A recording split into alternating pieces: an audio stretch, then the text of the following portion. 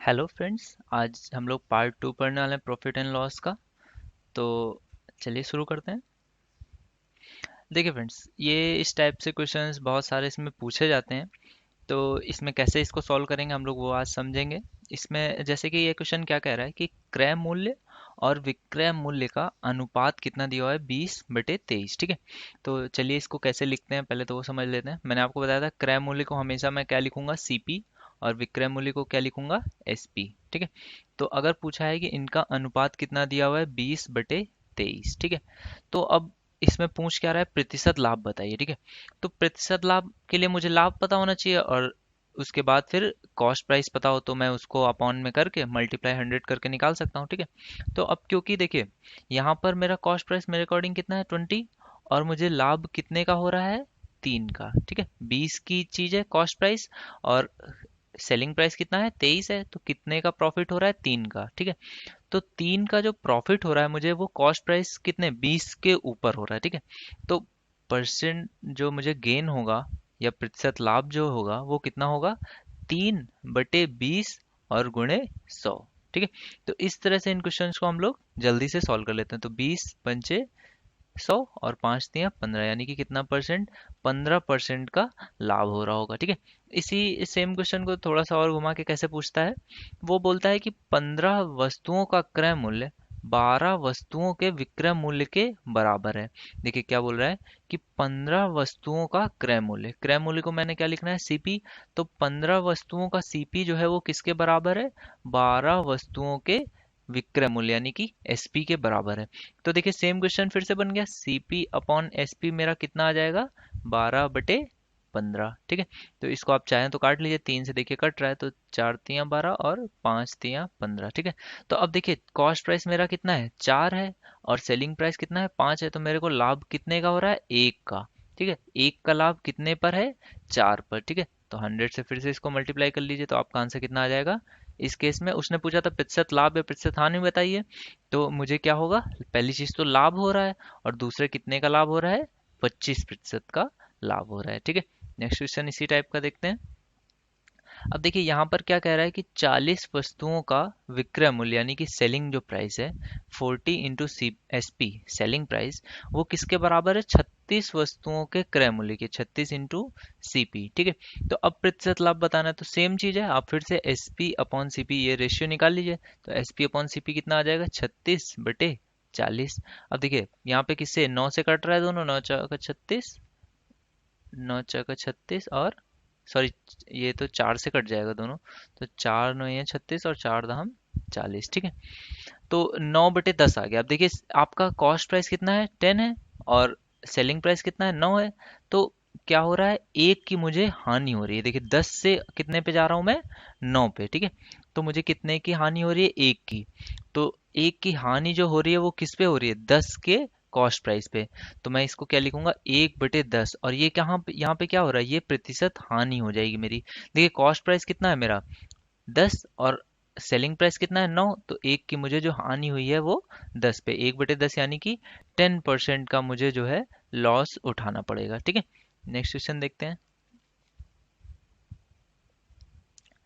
अब देखिए ये क्या क्वेश्चन कह रहा है कि एक व्यक्ति 36 संतरे बेचकर 4 संतरों के विक्रय मूल्य के बराबर हानि उठाता है।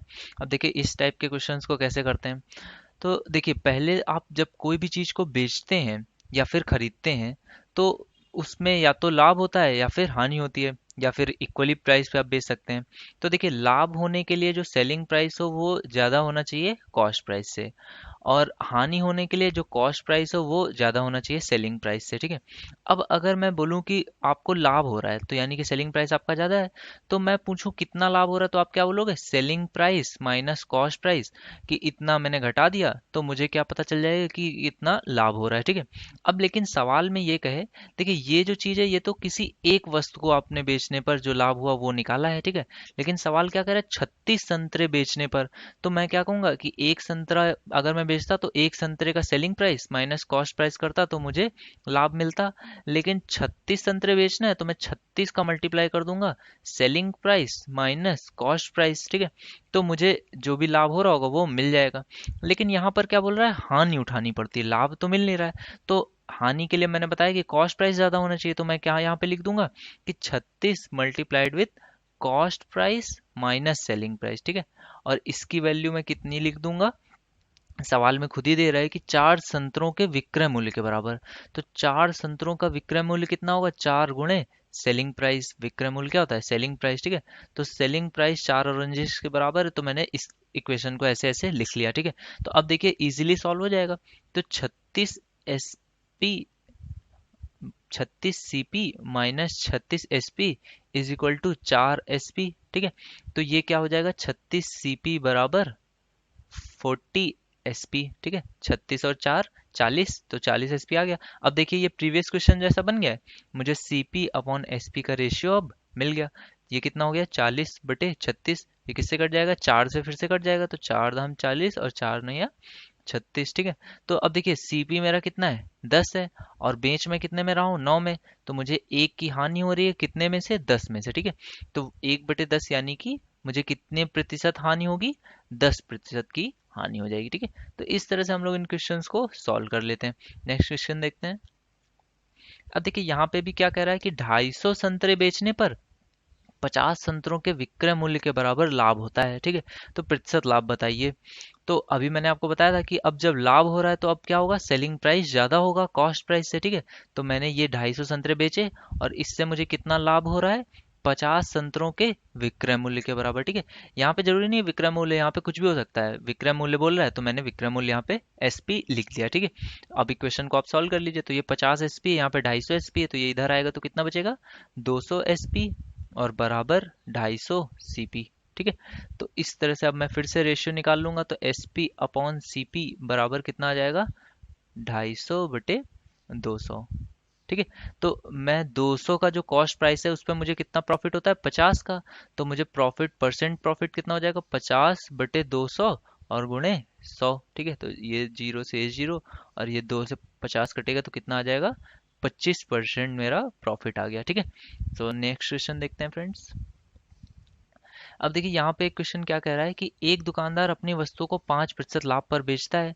यदि वह 136 रुपये कम ले तो 12% की हानि होने लगती है। तो क्रय मूल्य बताइए। तो मैंने आपको बताया था कि हमेशा जब भी क्रय मूल्य पूछे तो आप क्या कीजिए, पहले तो क्रय मूल्य को 100% मान लीजिए कि मैंने जो चीज खरीदी थी वो मैंने 100 रुपए की खरीदी, ठीक है। अब अगर मुझे इस पे 5% लाभ चाहिए तो मैं इसे कितने में बेचूंगा, 105 में।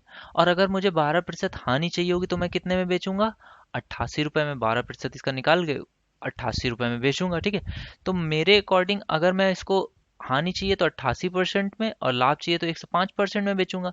तो मेरे अकॉर्डिंग इसके बीच में कितना अंतर आया, देखिए यहाँ पे ये कितना है, 12 कम है 100 से और यहाँ पे 5 ज्यादा है, तो 12 और 5 17% का मेरे अकॉर्डिंग अंतर आया, ठीक है। लेकिन सवाल में क्या कह रहा है कि 136 रुपए कम ले, पहले वो 5% लाभ यानी 105% पे बेचता था, लेकिन अब उसे 12% की हानि हो रही है। कब, जब वो 136 रुपए कम लेता है, यानी कि इससे और इसके बीच में अंतर कितना है, 136 रुपए का। तो 17% बराबर 136, ठीक है। तो 17 × 8 = 136 होता है। तो 1% की वैल्यू कितनी आ गई, 8। तो 100% की वैल्यू कितनी आ जाएगी, 800, ठीक है। अब देखिए इस तरह के सवाल आते हैं और अगर आप सवाल में इतना समय देंगे जबकि ये सवाल कुछ सेकंड्स का है तो फिर आपको पेपर में कुछ और सवाल छोड़ने पड़ जाएंगे। तो आप इस सवालों को शॉर्टकट समझिए कैसे आपको करना है। देखिए जब भी लाभ और हानि दी हो, यानी कि लाभ और हानि है तो एक तरफ ये पॉजिटिव होगा एक तरफ निगेटिव होगा, ठीक है। 100 के अगर ऊपर गया तो लाभ हो रहा होगा, नीचे गया तो हानि हो रही होगी। तो जब अपोजिट चीजें दी हो तो आप उन्हें क्या करिए, ऐड कर दीजिए, ठीक है। तो यहाँ पे 5% लाभ है और यहाँ पे 12% हानि है, ठीक है। तो लाभ और हानि, तो आप क्या कीजिए, उन्हें ऐड कर दीजिए। 17% बराबर जितना उनके बीच में डिफरेंस हो, यानी कि 176 रुपये कम लेने पड़ रहे हैं, तो 17% बराबर 136, ठीक है। अब यहीं पर अगर होता कि लाभ 5% है, अगर 136 रुपये बढ़ा के दे तो 12% का लाभ और होगा, 12% का लाभ हो जाएगा, ठीक है। तो उस केस में आपका क्या होता है कि 5% पहले लाभ हो रहा था प्लस का, और अब कितने का हो रहा है, 12%। तब आपको क्या करना पड़ेगा, उनके बीच का अंतर निकालने के लिए बड़ी वैल्यू से छोटी वैल्यू को आपको घटाना पड़ेगा। तो अगर सेम क्वेश्चन होता और यहाँ पे 12% का लाभ हो रहा होता तो मैं क्या करता, 12 - 5 यानी कि 7 7% बराबर हो जाता मेरा 136। ठीक है, तो उस केस में मैं इस इक्वेशन को सॉल्व करता। ठीक है, तो इस टाइप से नेक्स्ट क्वेश्चन को देखते हैं कैसे हम लोग जल्दी जल्दी इन क्वेश्चंस को सॉल्व कर लेंगे। ठीक है, तो यहाँ क्या बोल रहा है, 70% की हानि, और यहाँ पर क्या है, 18% का लाभ। और कितने रुपए का अंतर आ रहा है, 560 रुपए अधिक में बेचने पर। ठीक है, पहले हानि थी, अधिक में बेचा तो लाभ होगा, ऑब्वियस सी बात है। तो 18 और 17 मेरे अकॉर्डिंग कितना हो गया, 35%। और सवाल में 35% की वैल्यू कितनी दी है, 560। तो आप इसको सॉल्व कर लीजिए। देखिए 7 से दोनों कट जाएंगे, 7×5 = 35 और 8×7 = 56। ठीक है, तो 8 आ गया। तो अब देखिए 5% की वैल्यू आपको कितनी है, 80। तो आप या तो चाहे तो 1% की वैल्यू निकालिए, या फिर सीधे से आपको 100% यानी कि क्रय मूल्य पूछा गया है, क्रय मूल्य। तो 100% में इसमें मैं क्या करूं, 20 का मल्टीप्लाई कर दूं। तो इसमें भी 20 का मल्टीप्लाई हो जाएगा, तो ये कितना आ जाएगा, 1600 रुपये। ठीक है, तो 1600 रुपये उसका क्रय मूल्य आ गया। ठीक है, नेक्स्ट क्वेश्चन देखते हैं। अब जैसे कि ये क्वेश्चन है, इसमें क्या बोल रहा है, एक व्यक्ति अपनी वस्तुएं 8% लाभ पर बेचता है, 200 रुपये अधिक कर दे, 270 रुपये, तो कितना हो जाएगा, 13% का लाभ। तो देखिए अंतर कितने का है, 8 और 13 में कितना, 5%। तो 5% का जो अंतर है वो उसकी वैल्यू कितनी है, 270 रुपये।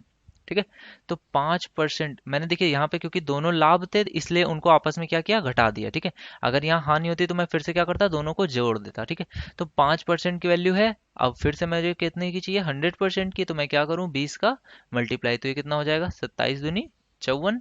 और ये पे जीरो एक और मल्टीप्लाई हो जाएगा, तो ये 5400। ठीक है, तो इस तरह से मैं इन क्वेश्चंस को जल्दी जल्दी सॉल्व कर लूंगा। ठीक है फ्रेंड्स।